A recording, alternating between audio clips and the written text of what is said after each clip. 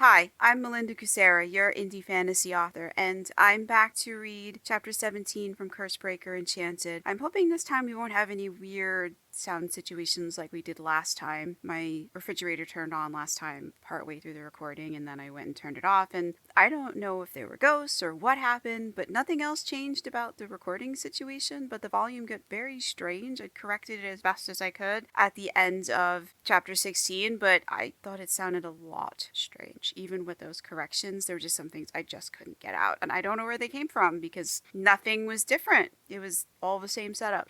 So this time we're going to hope that my refrigerator does not take revenge on us, that there aren't any ghosts or any weird recording situations. So let's get into it, and then we'll talk about it afterwards. Chapter 17. Sarn scanned the door for signs of forced entry. Finding no new dents, he pushed the door and it opened, catching him off guard. Why isn't it locked? Rand popped through the gap. Lit by joy, he smiled and bounced up and down, chanting, "You're back! You're back!" Sarn throttled back his paranoia. Myron must have unlocked the door at some point and forgotten to relock it. Worry slid off his shoulders, staggering him, and Sarn leaned against the lintel to collect himself. Rand stilled, his face darkening with worry. "Yes, I'm back." Sarn ruffled his son's hair before the boy could say a word, returning the smile to his lips. A storm cloud rolled in wearing Myron's face. Sarn bit back a curse at the hurricane brewing in his brother's eyes, but it was too late. The words were already out of his mouth. Why was the door unlocked? Myron ignored his question. "Where have you been?" "Running," Sarn said, and his magic allowed it because it was the truth. "Lots of running and I'm tired. Can we talk about this later?" Never would be preferable, but Myron would only give him so much leeway, and Sarn had a lot to puzzle out. "Adventure, you promise!" Rand crossed his arms over his chest and regarded Sarn with expectant eyes. "Tomorrow, before I go back to work." "You promise?" Sarn nodded, wondering how he would find the answers he needed and take his son out on an outing. "Maybe I can combine the two. Tomorrow I can figure that out." Rand glared at him until he received a verbal acknowledgement. "I promise." "You've been running for 24 hours? Myron clenched his fists. "For most of it, yes. And the rest?" The rest he refused to discuss right now. Sarn's stomach growled. Rand tipped the basket, searching it for crumbs. "No food?" Rand's face fell when Sarn shook his head. Sarn glanced at his brother. "Have you eaten?" Please let the answer be yes. Climbing all those stairs was out of the question right now. Rand shook his head. "I'm hungry." "No, we haven't eaten. We were waiting for you." Myron brushed past Sarn and slumped onto a three-legged stool. The disgruntled teen slammed around the books littering the table. Why didn't my brother grab something to eat on his way back from class? Even juggling his crutch and school books, he could have grabbed something for Rand. Every day the brat passed the middle kitchen on his way to and from school. "Aren't you overreacting a tad?" asked his conscience. "Maybe I am. It was hard not to since he'd raised Myron." Sarn set the basket inside their cave before his son could climb into it. "Then I'd better get us something to eat and calm down." Sarn stalked away, his son at his heels. "Wait, shouldn't he stay here?" Myron asked from inside their cave. Rand firmed his chin and shook his head. No more separations. The boy's eyes begged as he stood on tiptoe and grabbed Sarn's hand. But aloud Rand said, "I go with you." Sarn nodded. Rand's shoulders sagged in relief, and a tentative smile played at the corners of his lips. "Sarn? It's okay, he can come with me." Sarn squeezed his son's hand. Thank fate he had planned for such an eventuality. Paranoia had its benefits. So did having a talkative son. The instant they turned a corner, Rand launched into a full report of all his doings. Sarn half listened until a comment caught him flat-footed. "You spent the entire day with my brother?" Rand nodded. "You wouldn't play with me." When he heard the tap of his brother's crutch-assisted gait, Sarn turned. His glare fell full force on Myron. "Why didn't you go to school?" "I traded my freedom for that education," and Myron had blown it off as if it meant nothing. Sarn's blood boiled. "Everything I've been through in the last 24 bells had been to pay for Myron's schooling. This wasn't the first time Myron had skipped school this month.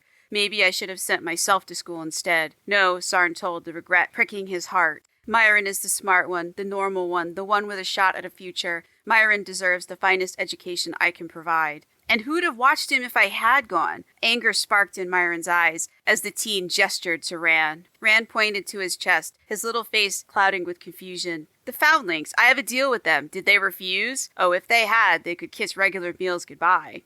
"Ow," Rand said, reminding Sarn to loosen his grip. None of this was his son's fault. "Sorry," he said, but he held on to his son's hand. "No, I didn't ask them." Myron sagged and leaned on his crutch. I thought you'd return soon, so I put off going. When you didn't return, I was worried. Myron's mud-colored eyes begged Sarn to understand, and he did. You should have gone. School is important. It'll lift you out of here. Sarn gestured to the dank tunnel around them. So you don't end up broken and indentured like me. Myron stared at his boots. The teenager had screwed up and he knew it. Sarn looked away. If only Myron would take the entire school thing seriously. Maybe I'm being too hard on him. Time and care had blurred the line between parent and sibling. Sarn scrubbed a hand over his face to wipe away the frustration eating at him. When did our relationship become so emotionally charged? Was that my doing? I appreciate you watching my son, but next time, please go to school instead. Myron nodded. I'm hungry, Ran announced. I'm working on fixing that, Sarn said as he continued, his pensive son at his side. Myron limped along, bringing up the rear. Where are we going? Ran looked up at Sarn with curious green eyes, not impatient ones. Good, neither the walk nor the delay had done his son any harm. Does this walk have a destination? Myron asked when his first question had gone unanswered. Yes, food, Ran replied. The imp cast a glance over his shoulder at his uncle to catch his reaction, then faced forward again and smiled. I'm sorry, Myron said. Sarn nodded. Yeah, me too. I'm sorry I'm not here much and that I'm a terrible brother, but I need you to trust me. I only want what's best for you. Myron fell silent. Around the next bend, Sarn halted at a rock pile and started hauling stones out of the way. The instant he'd cleared a child-sized cleft, Ran shot through it. Make light, Papa, so I can see. Ran, come out. There are heavy things in there that could hurt you if they fall. Sarn reached through the gap and his fingertips brushed his son's shoulder. Ran dodged and kept poking about the gloomy cave. After making one more grab for his son, Sarn gave up and resumed hauling pumpkin-sized rocks out of the way. What is this place? Myron asked. Storage, Sarn grunted as he lifted a boulder half his size. Papa, make light! I can't see! Come out and you'll have plenty of light. No, I want to help! Sarn reached for another boulder but stopped when Ran poked his head out. What's in here? This time, Sarn grabbed his son before the boy could dodge and removed him from the cave. Give me a minute and I'll show you. When he judged the hole was wide enough, Sarn reached in and withdrew a jar. He kept his body between the hole and his son as he handed the jar to his brother. What does it say? A flabbergasted Myron read the label. It just says peaches. I like peaches. Smiling, Ran reached for the jar. Then we'll have peaches. You like peaches, right? Sarn shot his brother a look and froze when he saw a new storm brewing in Myron's eyes. This one looked to be even more severe than the last one he'd weathered. Even Ran stepped away from his uncle. Why didn't you tell me about this place? It's not a secret. I thought you knew. Where does this anger come from? So what if I stockpiled a few necessities? I'm a paranoid bastard and everyone knows that. Everyone also depended on Sarn for every damn thing, making this cache a necessity. How long? Myron glared so hard fire should have shot out of his eyes. Not something Sarn wanted to discuss in front of his son. He blinked at the spot a too-quiet Ran had occupied a moment before. As he turned, Sarn poked his head into the cave and spotted his son rounding a ceiling-high stack of jars. Sarn followed his son, but he stopped when Myron caught a hold of his sleeve. Damn it, how long has this existed? Answer me. Since that time I screwed up. That night, he'd ended up in the dungeon. Sarn pried his brother's hand off him as recognition dawned in Myron's eyes. He turned his back on his brother. At least the experience taught me a valuable lesson. I must look out for my son and my brother because nobody else will. It was after that incident, maybe a month before Ran's first birthday. I don't know. I did it for him because I couldn't stand the thought of him starving. So Sarn had made sure his son would always have enough. Growing up as an orphan had turned his life into a constant struggle for survival, a battle his son would never face. I'm not an idiot, Sarn added. I'm not irresponsible. I'm not reckless. Damn it, I'm not. Her accusations looped through his head on a constant spin cycle. Ran's mother had called him all those things and more. Worse still, the Rangers believed he was all those things and more because of one night's stupidity over 3 years ago. I'll prove them all wrong. Sarn took a swing at the stone wall, but froze when emerald lightning streaked across his knuckles. Staring at the evidence of his freakishness did nothing to soothe his anger or silence her voice in his head. Sarn spotted his son exiting the cave and lowered his fist. I know, okay? Myron jabbed his thumb into his chest as he pontificated. This is me, your brother. I'm alive right now because of you. Sarn nodded. You're the sum of all the good decisions I've made over the last 11 years. Myron's mouth opened and closed a few times as he accepted that stunner.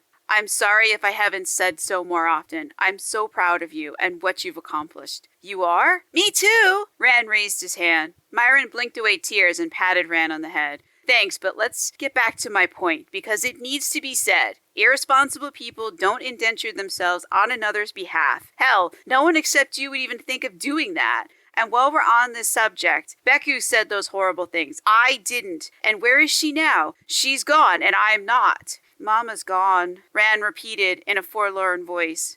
You've still got my brother and me. Sarn ruffled his son's hair and earned a nod and a twitch of his son's lips, but no smile. He'd get one when they ate those peaches. Don't you trust me? Myron's question walloped Sarn, and he reeled for a second, uncertain he'd heard right. Of course I trust you. You're my brother. I raised you. Then why do all this? Myron gestured to the black slash of the cave behind Sarn. Why not hide the food in our cave? We've lived there on and off for 3 years. You had plenty of time to move this cache. Why didn't you? Sarn opened his mouth to reply, but no answer came other than the absolute truth. Our cave is vulnerable. But he closed his mouth instead of admitting that. He didn't want to scare them. Because it's my responsibility, and I'd be shirking it if I didn't have a backup plan. Sarn met Myron's gaze, but his brother looked away. After a tense moment, Myron nodded. Maybe the troubled teen understood. Sarn seized another jar and handed it to Myron for identification. Stew, Myron shrugged. It doesn't say what kind.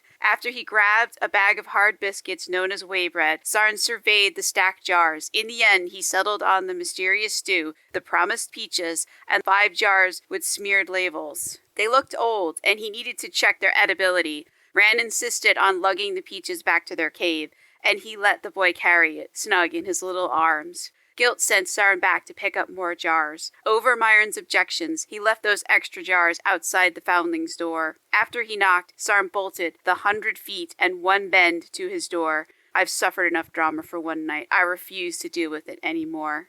But life wasn't through screwing with him yet. A pair of beady eyes watched him from a shadowed alcove, and angry whispers filled the creature's mind.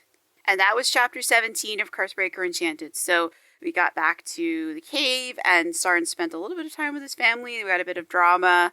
This chapter was a little bit hard for me to narrate because there's a lot of interiority. Sarn is thinking some things and not saying them aloud, and I didn't know exactly how to dramatize that, so hopefully that came across what was said aloud and what he was just thinking. So we'll pick up with chapter 18 next time, and we'll see what happens in that chapter. I hope you enjoyed listening to me read Curse Breaker Enchanted. I tried some different things this time with the recording. I literally turned everything off that could possibly make any sort of strange noise, and put up some different blankets and things to absorb sound to try and get just a better sound quality so I don't have to do quite as much manipulating of it, because I think the last one had too much manipulation of sound, and eventually I'd like to release a professional audiobooks, but I have to learn how to set up the room and what to do to get the sound right and how to edit the sound, and there's all these adjustments you have to do that's called mastering for audio, and I'm still really shaky on that. I'm learning that. I'm really good at the part where you cut out your mistakes and stuff, but I used to do that at a former job. I used to edit the audio for webinars, but I never did the mastering part. I never did the part where you make it sound really good and polish up the whole sound file as a whole. I only did the part where you go in and take out their ums, their ahs, their breaths, their any other mistakes that they made. And so I'm learning all this by trial and error. And I'm really grateful that you're all on this journey with me.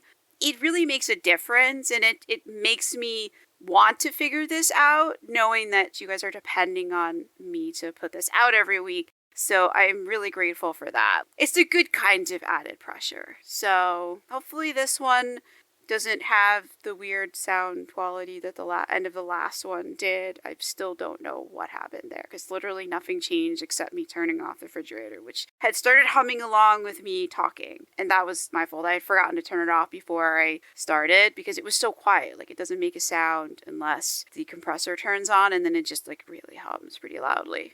And maybe it's the time of day, like I'm recording this late in the evening because my next door neighbor is doing a lot of construction. So it's very loud. There's a lot of noise over there during the day and into the early evening. So I don't know, maybe that makes a difference too. I don't know. There's less traffic on the highway, which is like a quarter of a mile from my house. You know, it's a major highway that goes all the way down to New York City. Not that New York City is really that far away, but we'll see how you like it. If this sounds better for you, let me know. And I will see you back for chapter 18. We are coming to the end of Curse Breaker, of the first part, the first book of Curse Breaker Enchanted. Because Curse Breaker Enchanted is actually a duology. It's actually 2 books in one, but they spent so much time together that by the time I realized it was 2 novels in there that I didn't feel right about separating them. So make sure to like, follow, share, all the things, because it helps. And then more people will be depending on me to get this right, and more pressure is good.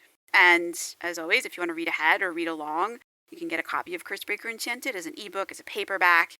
It's also available as an audiobook, but it's narrated by a synthetic or an AI voice, or it's auto-narrated. So that's also available. And yeah, so we'll see you next time. Remember to like, share, subscribe, all the things. It really helps. Thank you for listening.